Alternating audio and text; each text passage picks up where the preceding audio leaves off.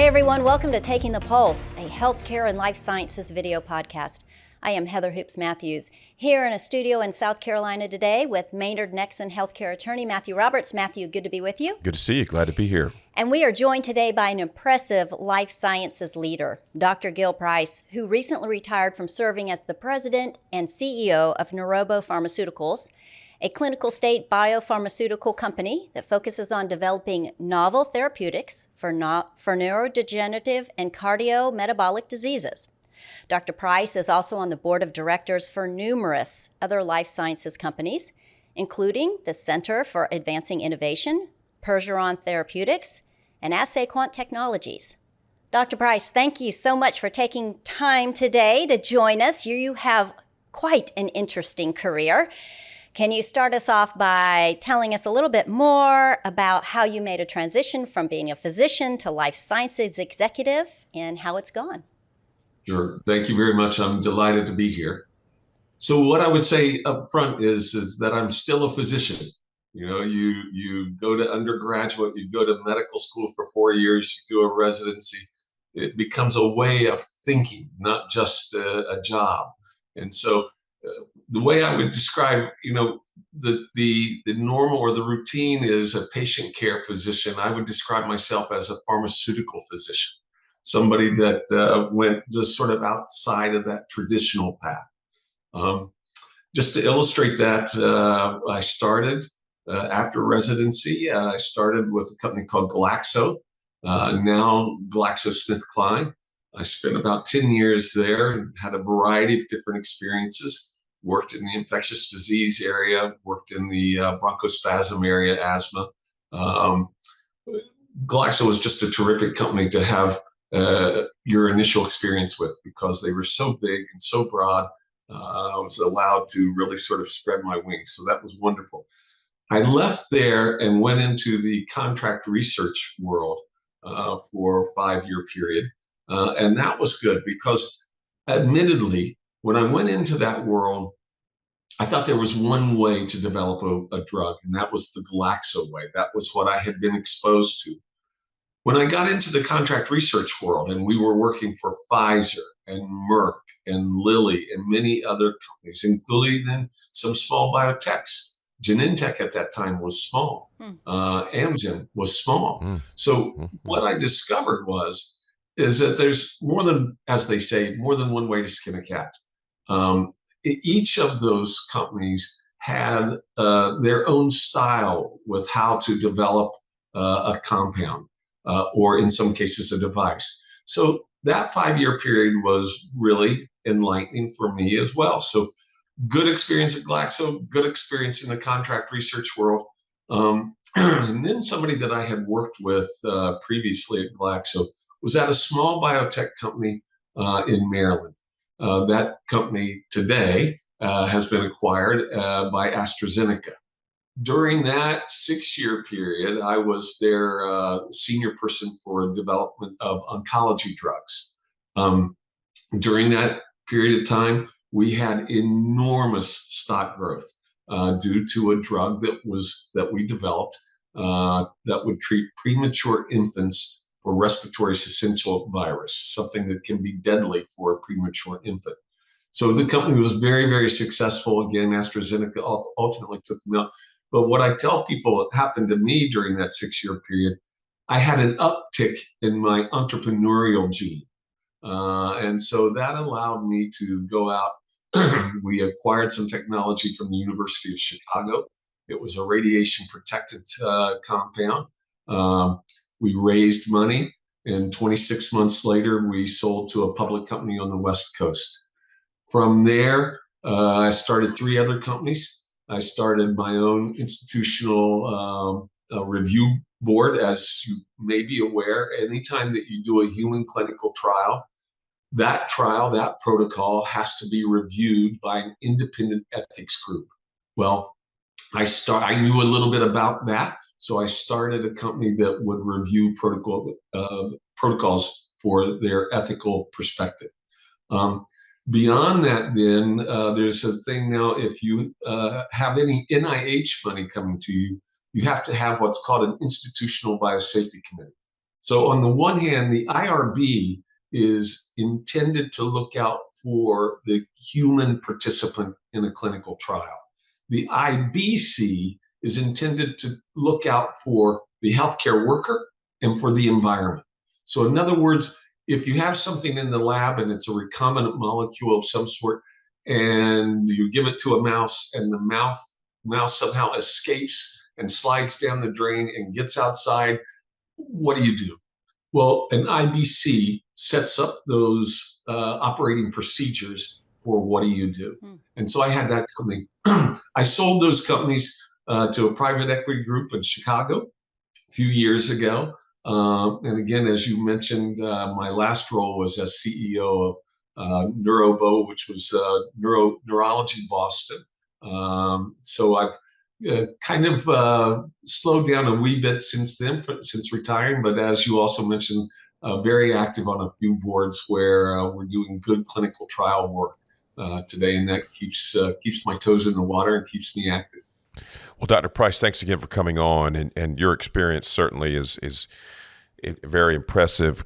Can you talk a little bit about the life science company startup cycle and what companies need at different points, like when they're starting, what resources do they need, what's most important, and then as they evolve, what changes in terms of the most important and what's needed? Yeah, great question. So I try to think about it, any of these life science companies, whether they're looking at devices or laboratory procedures or drugs, in four stages. So the first stage would be the discovery stage. And so what's maybe arguably most important, you have an idea, you see something that's in front of you. From my perspective, how is it protected?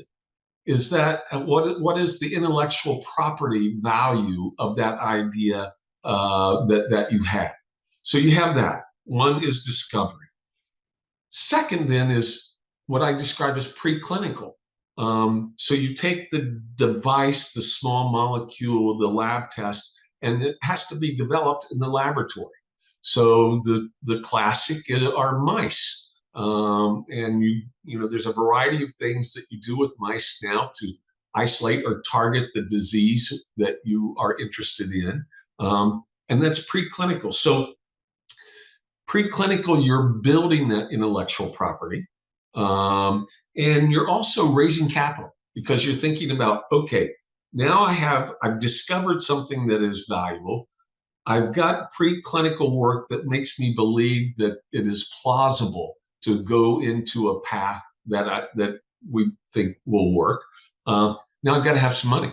So in that second phase, preclinical, I'm building my IP and I'm raising money. The third area that I think about, again, from a 20,000-foot view, is clinical. So now I have this plausible argument in my preclinical side. Now I have to move into clinical. And again, that can be a little different whether you're developing a laboratory test or a device or a small molecule. But essentially, with any of those things, you're moving into the clinical research side, the human side of the element. And then the last thing is commercialization, marketing, commercialization. So you've done this work, you've discovered, you've built, you've researched in a clinical way, but how do you make it commercially viable? How do you make it work? What's the return on investment? So I think about life science in those four stages. And then, Matt, to get to your question really about what are the skill sets that go with each of those, that kind of, just intuitively, you say on that first side, on the discovery side, what kind of intellectual property can I have? And does that pencil out with the time frame that it's going to take me to develop my device or my small molecule? Does it make sense? Does it pencil? You have to have that skill set. Whether I come to you knowing that you are the expert in intellectual property, or however I discover that, I've got to make that argument. Second thing, on the preclinical side, so I'm a physician, I'm an MD. But let's just use the small molecule as an example here. On the preclinical side, I've got to have a PhD, a medicinal chemist. I've got to have somebody that understands when I put this into that mouse, what happens, what is going on, and maybe I have to put it into 2,000 mice. So I need that level of expertise. Now I move into the third stage of the clinical trial stage, and you need somebody that understands disease and the pathology of disease and what's underlying disease and how do I make my device, my small molecule, apply to that disease state. And then finally, the commercialization side. Let me just say, there are people out there that are amazing with their understanding of the marketplace. And so I can oversee that person, but I'm not that person. So at Neurobo, for example, we were talking to, speaking with individuals that we had the idea that they had a very good understanding of how to commercialize a product. Because at the end of the day, as I mentioned, that's what you have to have. You want to make money. It's a business. So that's what we're trying. I will say, people that I've run into in the past 30 plus years in the life science sector are driven largely by one thing, and that is trying to help individuals who are impaired or infirmed by disease or etc. Yeah. They are driven with that intention. But at the same time, in order to continue to build what we have done over the past 100 years in terms of science and biology, we have to be a successful business. So that commercial side, that skill set is something very different than the skill sets that may have some commonality in those first three phases. Yeah, it's a great answer. Thank you. Dr. Price, you covered years there from the idea all the way to commercialization. Give us your thoughts on leadership qualities needed. Other leaders like you have hit on the fact that, at the startup phase, we need this type of leader. As we move towards commercialization, we might need a different kind of leadership from whether it's the C-suite or the board or, investors. Yeah, that's again, a very good question. I don't know that they're wildly different from the startup and discovery to commercialization. I think leadership, that there are some common traits of every leader, whether you're at the beginning or at the commercialization point.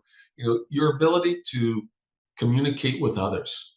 If you're not effective with your ability to communicate with others, you probably don't have a role to play in the C-suite of anything, whether it's early discovery or commercialized product. So there are some of those common things that I think hold out there.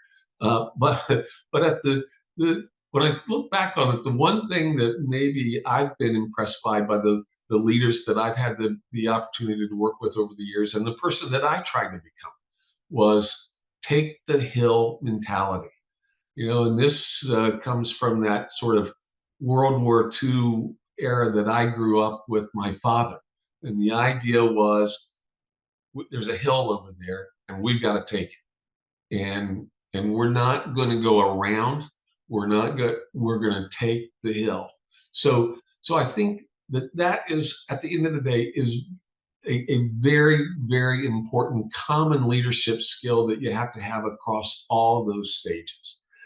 Now, to break that out just a little bit, if you're in an early stage company, you've got to understand that there are a lot of hurdles. There are times the individual is going to be speaking with and working with that may require you to have a little bit different leadership skill set than that commercialized side. Dropping all the way down to the commercial side. If you're in that C-suite, you better be able to speak effectively with the financial community, whether you're publicly traded or privately traded looking for partnerships. You better be able to read a P&L, understand a P&L, and communicate the value that you bring to that P&L. So a little bit different I would say that there are just a couple things that are common across every stage, but then going to the differences, big difference when you get to commercialization is the impact that you have to have with the financial community. Dr. Price, let's try to look into the future a little bit, specifically in the area of immunotherapy. What do you think we can expect to see in this area? There's been a lot of changes over the last 3 to 5 years. What do you think is coming in the next 3 to 5? Boy, I got to just tell you, this is an area where biology is inspiring me on a daily basis. I mean, I'll just give you this. When I was in medical school 30 plus years ago, we had one immunology class. Never forget, guy was a PhD from Paris. He was a brilliant guy, and he tried to cram every little piece of understanding of immunology that he had into our heads in one semester in one class. Now, you go to medical school, you better have immunology in every class and every semester, because what we're discovering and what we're being able to provide to or work to with immunotherapies is just a whole host of potential therapies, whether it's cancer, rheumatoid, it's just a whole host. So again, the biology here is inspiring. You're taking a look at cancers, melanomas now, and how we're able to treat melanomas. Most of the people listening to this podcast, I would guess, are aware of a drug now called Keytruda. Keytruda is, it's outstanding. The results that we're having are outstanding. There are still cancers that are problematic that we haven't touched. Some of the lung cancers are still problematic. Some of the brain cancers are still very problematic, associated with high level of mortality at 5 years. But I'm optimistic. Mm-hmm. I'm really optimistic. It may not work for my age group, but for my grandsons, I think that they should expect to live to be 100 years old as a result of this inspiring biology that we're staring at, is specifically these immunotherapies. Mm-hmm. My 2 cents. Yeah. Wow, that is more than a glass half full. Yes, that's good. It is good. Dr. Price, in April, the FDA issued a final rule that's going to change the way laboratory-developed tests are regulated. How do you see this impacting the industry? Yeah, look, I'm not always a big fan of the FDA, but most of the time I'm a fan of the FDA. And what they've done here is justified. So what's happened is, when I was seeing patients, lab tests, we looked at your hemoglobin, your white cell count, and maybe a few other things. You're taking a look at lab tests that we've developed over the last 15 to 20 years, and they are exotic. And they can tell us a whole variety of things that, go way beyond, whether you might be anemic or cytothrombopic or something like that. So laboratory tests, again, the best way for me to describe them are they're elegant, they're exotic, they're complex, they're complicated.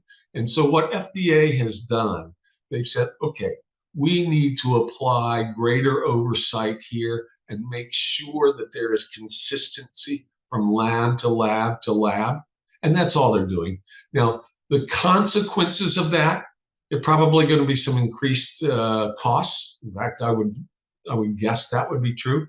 And there may be some increased time barriers from the time where we see that we can develop a lab test to the time it's actually commercialized. That time frame may increase. In fact, you would bet that it would. But at the end of the day, I think what FDA has outlined for us will allow us to think better about the lab tests that we order and the value that those lab tests bring. Right. Dr. Price, if you were a small life sciences company looking to get into an area like therapeutic, what would interest you? What would excite you? What area would you be looking at in terms of what's going on in the life sciences market now? Yeah, that's a great question. For me, my bias is to lean toward or put my shoulder into something with rare disease association. Um, Rare disease that has a strong patient advocacy group behind it. I've been associated with the Duchenne muscular dystrophy groups for a while globally, and what they have done has been impressive. Just working together, working with scientists and sponsors, and the patient advocacy groups working with regulators and politicians. So I happen to like that area. Keep in mind, by the way, the descriptive terms for a rare disease. That's typically a disease that has fewer than 200,000 patients per annum. Uh, but here's the thing. There's 10,000 different rare diseases that affect over 30 million people. Wow. So there's a lot of opportunity too. And so I kind of like the rare disease area. Outside of that, you're always looking for something that may be the cure to the common cold. Imagine that. And by the way, there are some antivirals that are making progress toward becoming the cure to the common cold. But for me, if you ask me that question, I would say I'm probably going to think if somebody came to me and said, here's an opportunity with a rare disease, they would have my attention. Right. We're going to end on probably the hottest topic that keeps coming up in every podcast that we talk about, and that is AI. We would love to know your thoughts on how is that going to impact drug targeting, drug decision-making, clinical trials. When you started, we never would have thought about AI, but now here we are. What are your thoughts? So AI is impressive. I was part of an AI group out of MIT a few years ago. Here's what's impressive. The amount of data that these machines can absorb and interpret in a really very short period of time is jaw-dropping. So that's the key. Just being able to absorb and analyze or summarize huge amounts of data. So I'm optimistic there. I mean, we've seen the acceleration of progress in AI. I mean, it's not a steady, slow upward slope. It's a peak. It's going like this. And so I'm very optimistic about what AI might be able to bring in terms of the treatment of disease. I'm very optimistic about what AI might bring in terms of repurposing old drugs. When they take a look at mechanistic modeling, AI can do that. AI can take a look at how does a particular drug work from a mechanistic perspective? How does this disease line up to that mechanism? And are there things that you might be able to do? Is there an atom that you might be able to delete or add that with a mechanism that could fit a particular disease state? So again, I'm inspired by the biology that we're continuing to develop today. We've come further. I tell people all the time, we've come further in the last 20 years, 25 years with the Human Genome Project, et cetera. We've come further in that period of time understanding the biology than maybe in the previous 1,000 years. So we're really, that piece is inspiring. And then when you take a look at now AI machines that can absorb, summarize, and give us some clear pathways for drug discovery or even repurposing drugs. Yeah, it's a good time to be here.